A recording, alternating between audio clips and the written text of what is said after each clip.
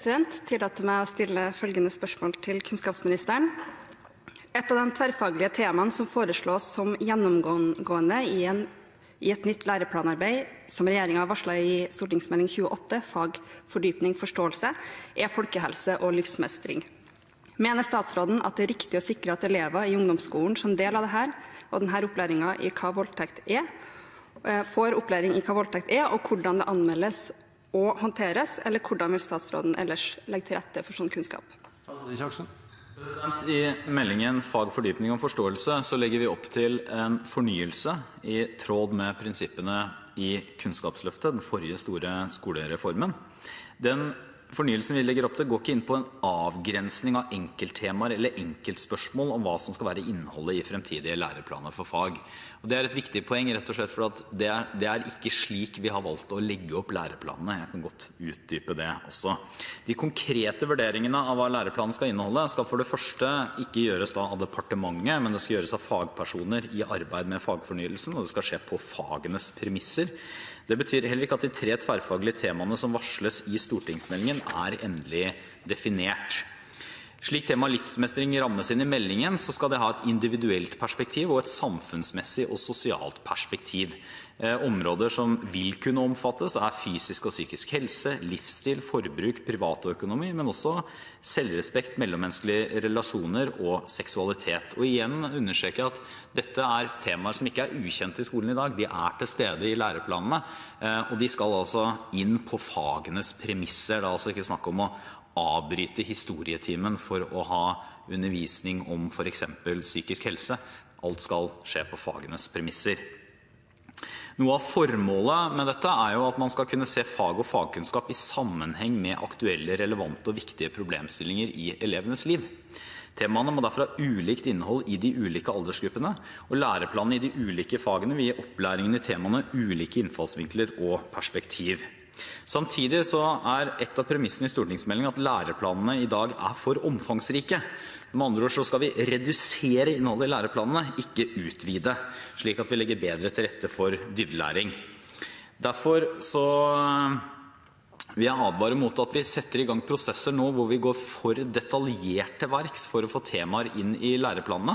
Det er også et viktig poeng at kompetansemålene i de ulike fagene gir rom for at både skolen og lærerne kan gjøre profesjonelle tilpasninger av det faglige innholdet.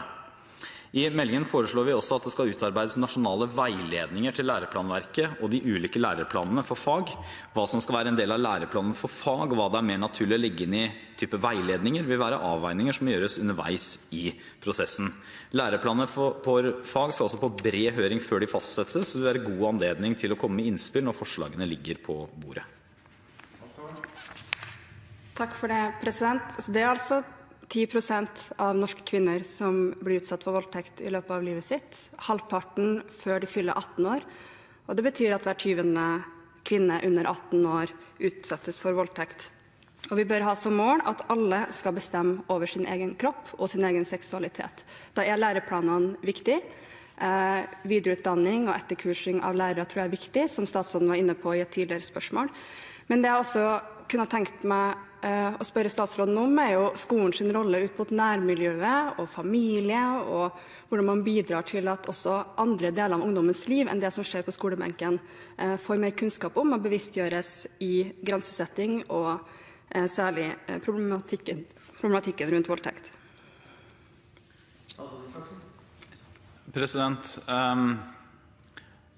Det er helt åpenbart at skolen som en felles arena i de aller fleste samfunn også er et veldig viktig sted for å gi informasjon til både foreldre og elever. Og mitt veldig klare inntrykk også er at både når det gjelder, altså særlig når det gjelder seksuelle overgrep, voldtekt, så jobbes det bra på mange skoler, for eksempel opp mot russetida med å bevisstgjøre elevene, for eksempel. Men allikevel så kan vi ikke si nå at vi er gode nok, at vi er ferdig. Så synes jeg samtidig det er litt viktig at selv om skolen er en felles arena, så kan heller ikke skolen gjøre alt. Og det betyr at noe av det viktigste her er egentlig tjenestene som finnes rundt skolen, for eksempel en god helsesøstertjeneste som regjeringen og samarbeidspartiene har prioritert veldig høyt. godt samarbeid i kommunen mellom forskjellige instanser, også med da politiet. Jeg tror det minst like viktig for det mer kortsiktige forebyggingsarbeidet. Takk. Det er Amnestys holdningsundersøkelse fra februar i 2013 som blant annet peker på at en viktig årsak til at såpass mange unge jenter utsettes for voldtekt, mangel på forebyggende arbeid i skolen. Og det noen av grunnene til at vi stiller gjentagende spørsmål om det her også i dag. Undersøkelsen viser at skolen ikke gir ungdom tilstrekkelige ferdigheter om grensesetting og kunnskap for å forebygge seksuelle overgrep i dag, og det har statsråden mulighet til å gjøre noe med i løpet av sin periode. Kun 44% av unge mellom 18 og 29 år sa at de har fått opplæring eller informasjon om dette på skolen. Altså kun 44%. Av dem her mente bare 14% at opplæringen var god nok.